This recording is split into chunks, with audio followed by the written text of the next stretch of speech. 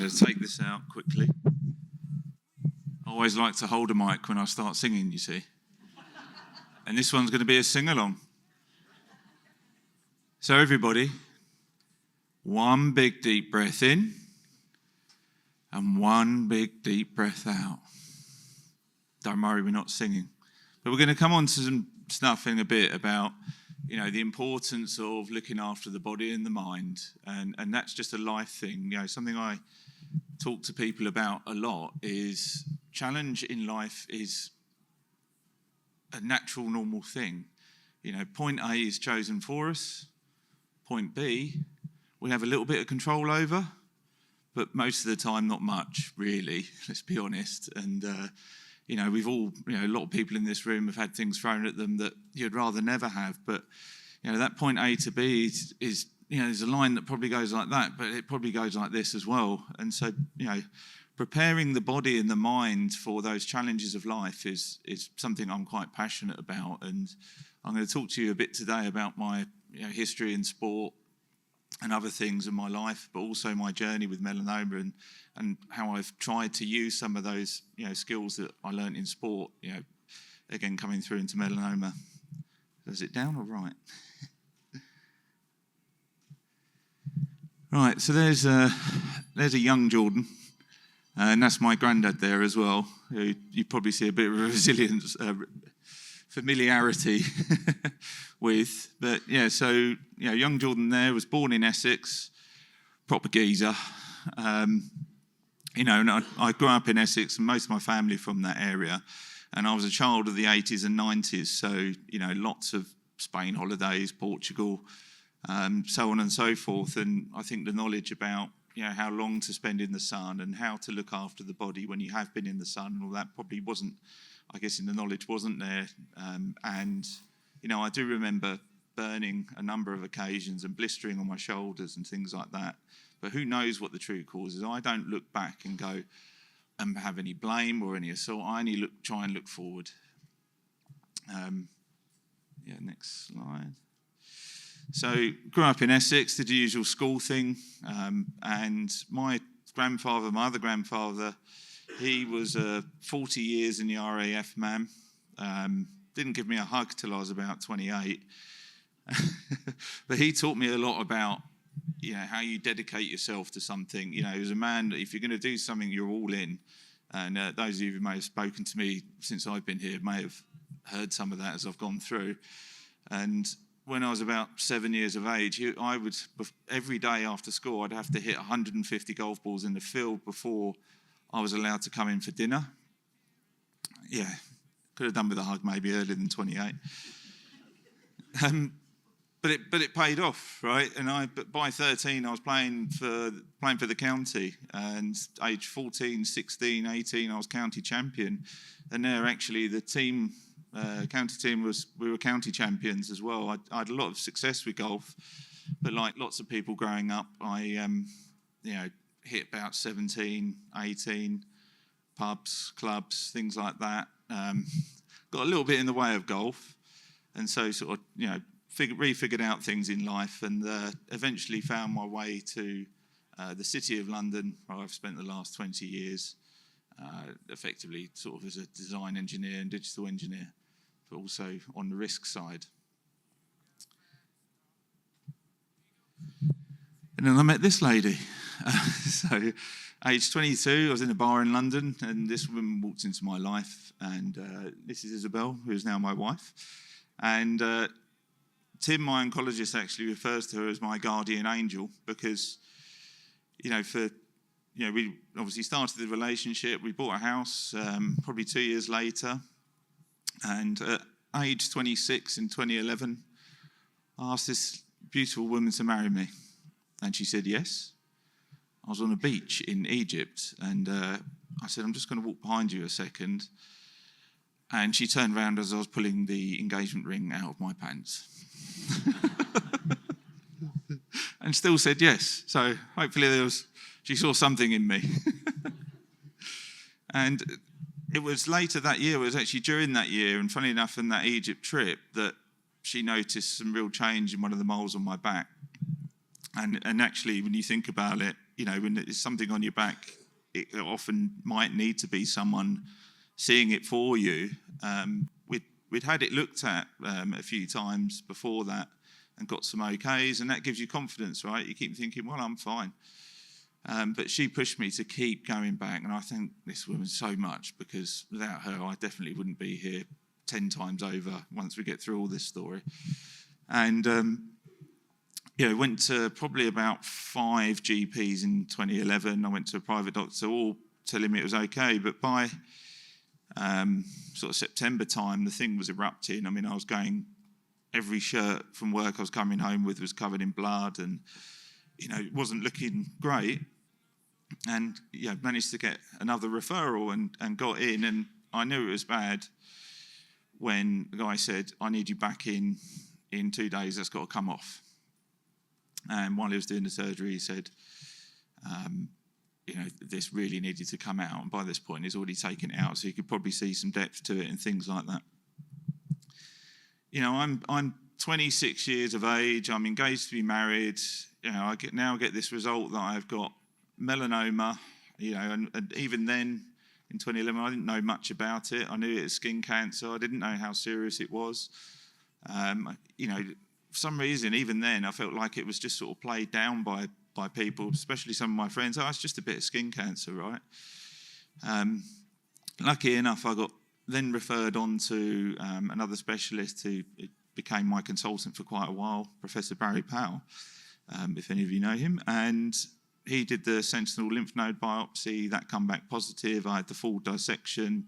So now stage 3. But I then, met an oncologist, and there were some early stage trials of some of the immunotherapies, I think, at that time, and there was one left, and it was right at the end, and some of the patients weren't doing too well, so he said, let's leave that, basically. One of those things where you look back and you think, I kind of wish could have had a little something there, and it would have saved everything else I'm going to show you. But the good news, after that dissection, carried on, and I had 5 years of clear scans, but in the middle of 2012, I got married, right? And that was one of the most, still makes me emotional, because I remember when I was unwell, I kept thinking, but I've got all these plans. I want to get married. I want to have children. I want to see them grow up. I want to do these things. What's going to happen to me? And so that gave me a lot of drive, actually. And one of the things, that I've used a lot during my journey is that forward thinking is, right, what can I focus on ahead of me that's going to help drive me forward? And for me, I would, in a way, I was lucky. I had a wedding, right? So I had to get straight into wedding mode.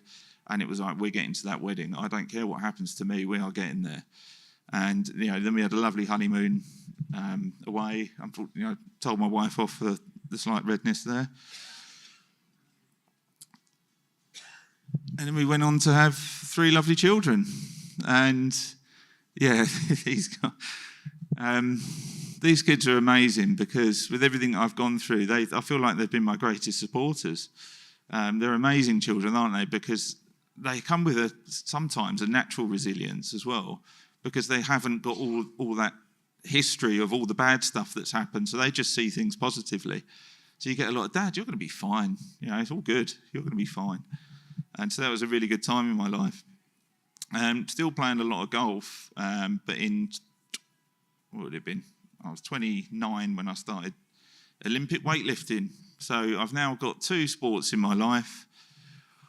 I was, I've become a sort of national competitive Olympic weightlifter at the age of, by about 35. I started when I was 29.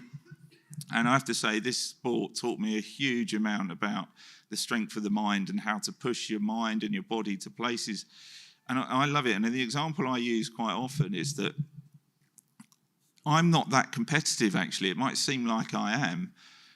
I'm very competitive myself. The thing I've loved most is I don't ever set a limit. I want to find them, right? And that exploration of my own life and who I am has taught me so much about what works up here for me. I think, we was talking to a couple of people earlier, and I'm sort of adapting this a bit on the fly, because I've had quite a few questions and conversations, and I'm going to try and reflect on some things that people have asked about.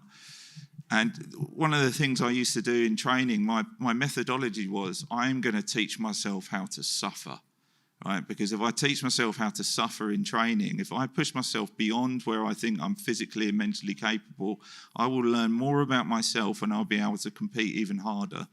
And that was, I used to do some mad things in training. Like, I used to program my training, and whilst training, I did a bit like this. I'd adapt on the fly. I had always said to myself, whatever I've programmed, I make harder while I'm doing it. So I'd reduce my rest. I'd put things in between. I would extend my sets. I'd increase the weights because I wanted to surprise my body. I didn't want to go in with any preconceived ideas of how hard it was going to be. It was going to be made hard on the spot. So I'd surprise myself, and I had to push my mind to do that. And yeah, I know that makes me a bit strange, but it's going to get weirder. And you'll notice there's no words. I'm a typical man. I'm much better with pictures, basically. So, life's going great. I get to lockdown. Life starts going backwards a little bit again, doesn't it? But that's 2020. Just like the previous one, I had my daughter, so my third child, and that was a wonderful year. And do you know what? We had a great time at home, to be honest. What could have been a really horrible time. Yeah, and the key message here is, even with some of the treatment things I'll go through, is you can still find time and space to enjoy life, even during suffering. And we'll talk a bit more about that. And then early 2022, things got a bit weird again, right? I was out running, which I really don't enjoy.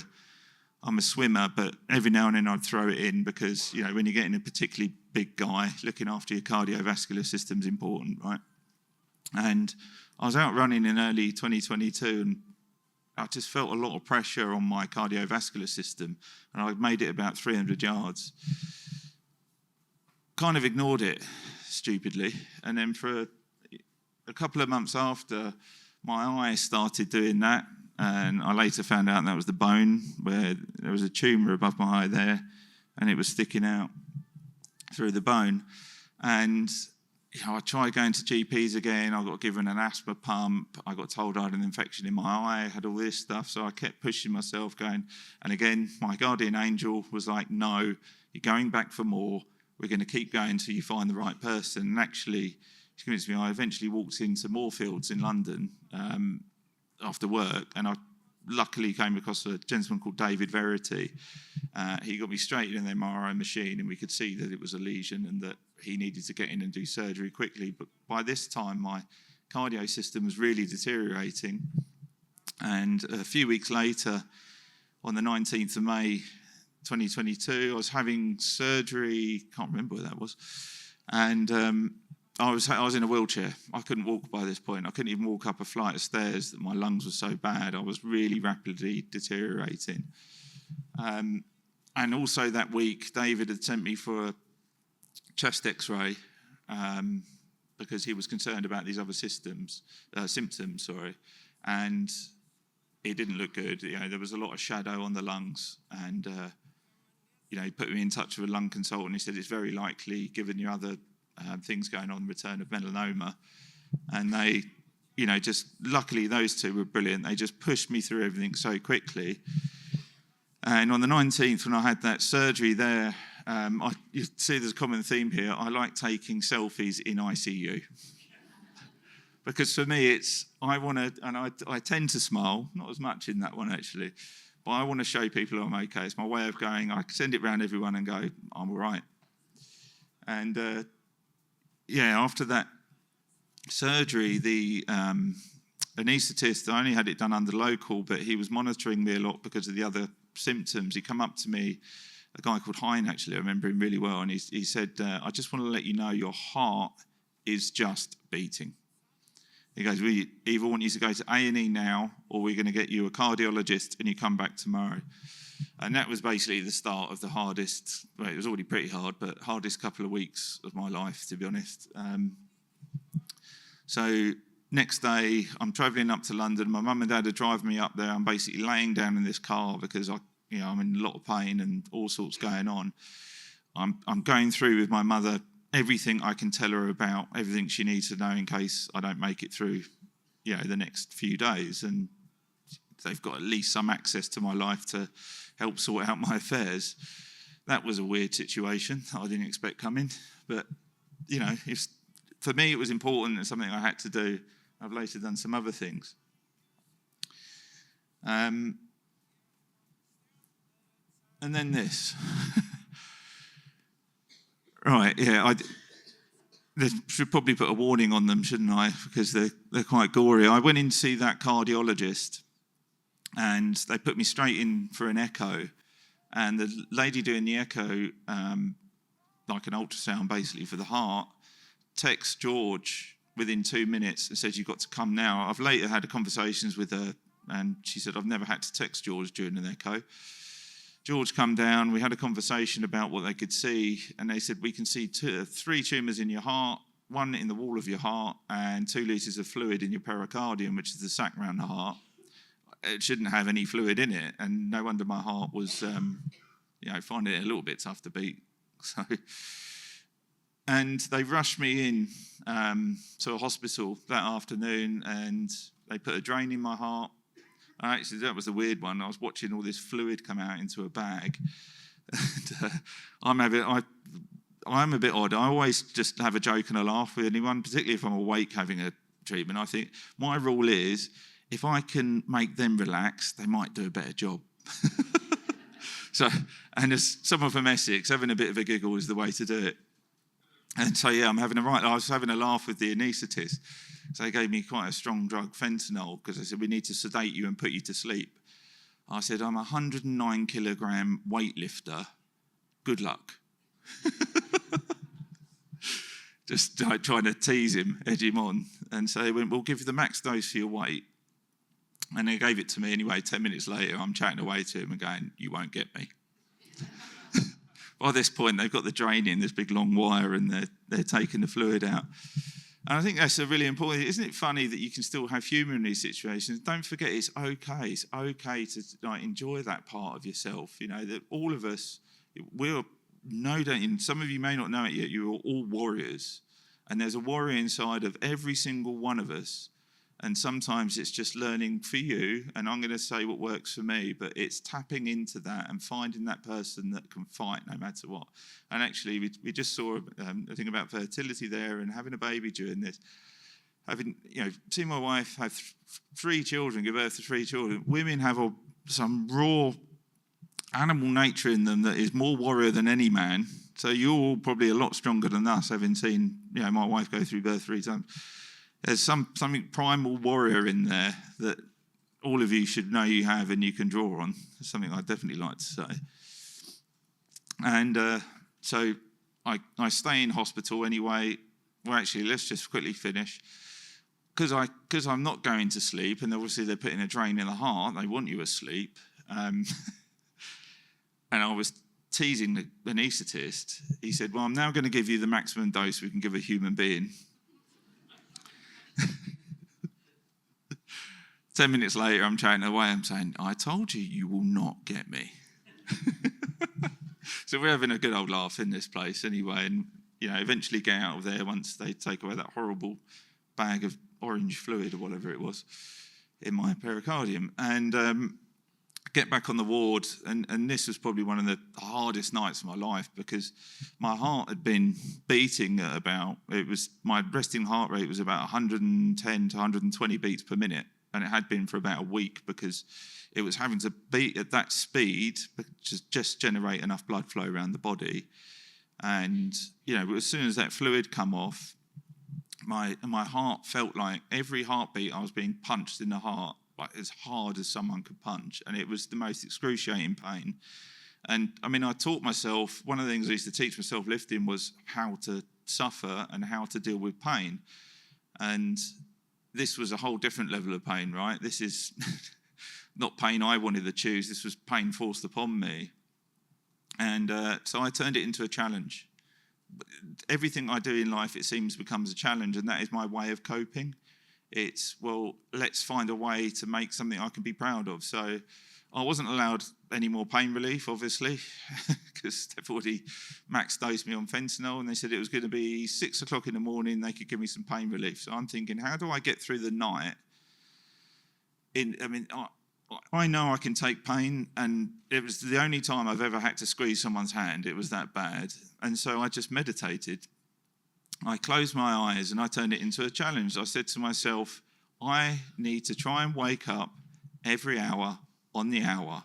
And obviously I wasn't really sleeping, I was meditating, and I was getting close. I was like 2 minutes off at 10 p.m, 1 minute off at 11 p.m, and then I missed by 10 minutes. I thought, we can't go backwards. And this whole time I'm getting punched in the chest. So I'm still having fun with myself, right? And 1 o'clock in the morning, we were bang on. I was like, got this. And then it just got better and better and better. I think I must have hit it about 3 times. And they come in at 6 o'clock in the morning. They're like, right, you can have your pain relief now. We're going to give you some intravenous paracetamol. I went, I don't want it. I'm having a great game over here.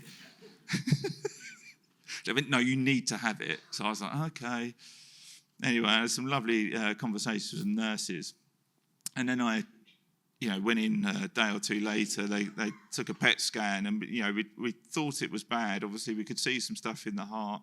We knew there was some issue with the lungs, and this come back. And it was lungs, heart, pancreas, liver, all in the bones, in the pelvis, ribs. You can see the one in the eye, face, larynx. There was a solitary one in the brain at that stage. Things didn't look great, and they gave me, I think it was 2 to 3 weeks to live. And all by this point, I was already going into atrophy. My body was starting, and I'm so grateful that I was a big guy. I think when I used to have body composition done to understand it, I was 50% muscle mass of my weight. So we're talking a good 50 plus kilograms of muscle. So I'm grateful I had that, because when I atrophied, I looked like a relatively normal person. And I atrophied 25 kilograms in 2 weeks, but still only took me down to 80 something kilograms. So that wasn't too bad. And they put me in for heart surgery. They wanted to put a window in my pericardium so that if this fluid that was coming would drain into my lung. And at the same time, they put 2 drains into my lungs that are called Del Boy and Rodney. And I carried them around with me for quite a while. There we are, ICU, smiling the way. How are we getting on? 10 minutes, we're good. And so I carried on with these drains and had this horrible prognosis. And I called my family in, and I only asked for my oldest son to come in. He was 7 years old at the time, and I hope I never have to do this again. I had to tell him what was happening to his dad, that unfortunately his dad's not going to make it. And this didn't obviously go into detail, but this tumour was growing through the wall of my heart, and I was going to die in my sleep at some point. That was the German medical director at the hospital, really solid bedside manner. And so I said to him, not now. And he was quite a mature 7-year-old. I said, not now, but, when you're a teenager and things, I want you to take care of your mother. Whew. And the fact that he turned around and said, Dad, I will take care of Mummy. Can you believe it, a little child? And that gave me so much strength, because it went, if my 7-year-old son can find the strength to say that to his dad in that moment. So never forget the importance of a solid word from someone. It can lift you up, and my friend did the same.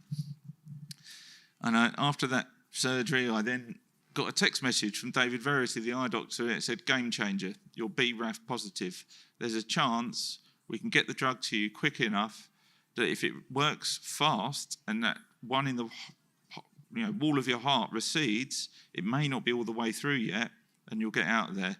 Now, I was already in a pretty low place in life, and I had to find a way to fight back. I was now given a chance, right? I now had this little hole in the wall that I could run at and find, and so I was taking it. There's not a lot that will stop me, and I was going for it. I say, any chance you've got, take it and aim for it. And one of the things I would always say, and something I've used a lot, because I've spoken to quite a few people about the anxiety, say, of scans and things like that, and how that can, your brain starts going to all the things that might happen, the bad ones, not the good ones. And so something I've used a lot is focusing on those good things. Manifestation, lots of people call it. I still imagine that day now that I walk into Tim's office and I walk in, he shakes my hand and he says, "You're walking away." Right? And I imprint that on my mind. And some people say, "Why do you do that?" Well, these other bad things could happen. I say, well, yeah, they could.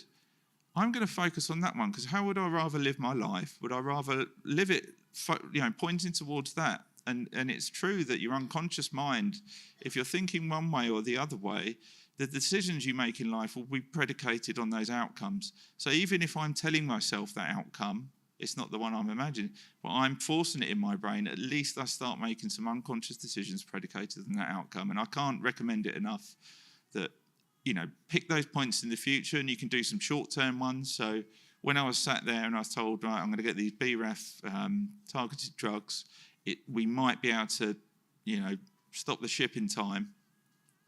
I then said, right, I'd already had a holiday booked to France, and actually it was my mate's stag do. This was the Thursday that I was escaping from hospital with a bag of drugs in a wheelchair, and I was already like, right, first step, we make it to the stag do on Saturday, and then we get to my mate's wedding. Bear in mind, I can't walk. 2 days later, after being wheeled out of hospital, atrophy in 25 kilograms, I was in a buggy taking that picture, don't worry, and not playing golf. But this is something I'll talk about in a second. And so I made it there. A week later, I drove to his stag do. Drove to his wedding and got to experience a day at his wedding. Now, should I have been able to do that? Probably not. But because my aim and my goal was there, that was where my vision was. So every decision I made, consciously and unconsciously, was how do I get there? What do I need to do to my body? How can I make sure I'm walking again? How can I go out and buy some new clothes because I'm half the person I was? So every decision starts becoming predicated on that outcome.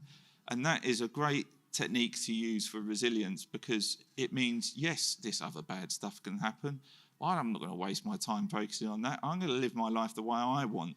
I'm not going to let this thing pull me back down every time because it keeps getting in my way. I've got to find a way to live with this, and that's what I tried to do. And then 5 weeks after that, I took my wife away for our 10-year wedding anniversary. So we're now 10 years from that wedding when I had to cancel the first time. Where are we now? There. And that's us in Lake Garda. So 7 weeks after I left hospital with 2 to 3 weeks to live, I drove my family to France and we did a 2-week activity holiday. First day I was there, I did a 5-kilometre run on the beach. And one thing I'd say about exercise, and we'll come on to some other things, and my doctors thought I was mad. They're like, when I told them when I leave in hospital, in 7 weeks I'm driving my family to France, they went, it's not possible. And the thing I use a lot, and there's 2 mindsets with this, I say everything is possible. I'm just going to find out if I can do it. And that's often what I did with the training. Lots of people will say, oh, I don't want to do that because I might not like it, or it's scary, or I don't want to go to a scan result or something like that. Finding out is just data, right? Yeah, I'd rather find out where I am in life. And so that run there, I remember I'm running along this beach in France, my eyes, tears flooding out, because the first thing I started thinking about, I'm laying in a bed 7 weeks earlier and I'm dying. And now I'm on a beach in France running. I felt like Forrest Gump, I'm not going to lie. And, I had a great trip with the kids, kayaking, and responded really well to the targeted. And then it was, what next? October, I competed in a national fitness competition. Well, who does that? Yeah. And my favourite story from there was I was taking my BRAF treatment, the dabrafenib and trametinib, in the 10 minutes before I went on for the first event. Someone went, are you taking PEDs, performance-enhancing drugs? I was like, no, I'm taking performance reduction drugs, just so you've got a chance. And you can see how the way you think is so important. We'll skip through these because we're running short of time. And then did some more holidays. and then I'd now switched to combined therapy, responded really well. We still had some sort of niggly bits, laughing away. I then come third in a national weightlifting competition as part of a team. I built my body back up. I was around 105 kilograms again. A week later, I had a headache, and it turned out I had 8 brain tumours. And I had surgery on the biggest one there. And so, the big thing that happens to all of us, it's like it's that 2 steps forward, 12 steps back. And it's like you then might get another 15 steps forward, 2 steps back. And how do you deal with that? And one of the things I want to say, and I'll skip through some of these just so you can see, and I made it out there, had a load of radiotherapy. I made it to my daughters, so I'm always thinking about I'm going to make it to that thing. I will get there. And whether or not anyone thinks, that's just, whatever, it's nice to think that way. No, I'm doing it. They'll have to put chains on me. Some of the things I've done after hospital are pretty mental. And then I made it to Crete with the family. Had more radiotherapy because it come back everywhere. I was now on Encobini. And had radiotherapy on my spine. I couldn't use my arm that year. We travelled down through Europe to the Ryder Cup. You can see I'm always thinking forward, right? Did a trip. I played golf with about 20% use of my arm in Portugal. My good friend Chris has now passed away. Unfortunately, he had a brain tumour then. So we were the cancer twins in the buggy. And then that happened. So we're going really well again. I've had radiotherapy on all these brain tumours. And one thing I'd say about this, I had a really good laugh with Kevin, the surgeon there, which people can ask me questions on because we're going to run out of time. But so keep having to go back. All right. One tip of advice I can give is you are handing yourself over to specialists. So the thing I tell my mind is I'm giving my body over now. When they give it back, it's my responsibility. So my focus is not on the surgery, it's just getting there. My focus is on the recovery and how I'm getting to the next event. And a month later, I took my family to Tenerife. Was I unwell? Yeah, I felt like absolute rubbish.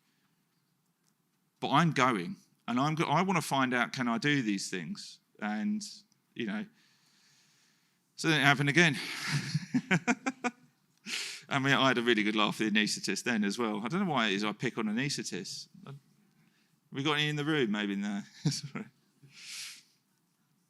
And it turns out after that, I had a clear PET scan, and I've also been having CT DNA tests. I pay for them because I understand they're going to go through NICE, is it, or NICE, whatever it is. They cost a little bit of money, but it's just another line of reassurance. And I've been in the PET scan 25 times now and highly recommend it. But after 3 brain surgeries, I think 16 surgeries in total, 2 heart procedures, all of that, I stand here now and I'm back competing at weightlifting. That was in September. I'm back playing golf. There we are there. And a month after that, I took my kids to Disneyland. Right, and what I'd like to say is, looking through all of that, and there I am now, apart from about 4 slides, you'd think, this guy's had a pretty good time. But it's true. Someone said to me recently, you must have had a terrible 3 years. I've had a blast. I've had this thing that keeps popping up every now and then, and that's one thing I say. I belittle it, pull it down here, live your life, and own it. And yes, there's going to be hard times. There's going to be the it's not fair, why me mindset. That's the one I call, and I call it. And I cry, and I sit in a room of my own, and I get it out, and I talk to my friends, and I do what I have to do. And then everything is about the everything is possible mindset as soon as possible, so I can focus on where I'm going and how I'm going to get there. And if you can use a little bit of that, I think some of it helps. So please do. Thank you very much.